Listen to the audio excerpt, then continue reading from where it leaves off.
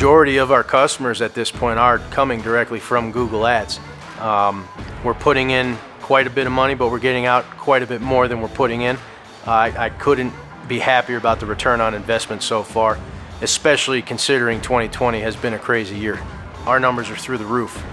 We have a fairly high average job size at a really low cost per conversion. I've actually tested throwing money around in Facebook ads for a small period of time, and it did not work.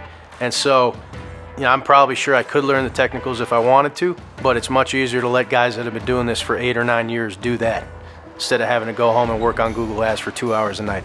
If you're interested in having customers that don't haggle as much, customers that just want their stuff gone, then I think working with JRA on Google advertisements is the way to go.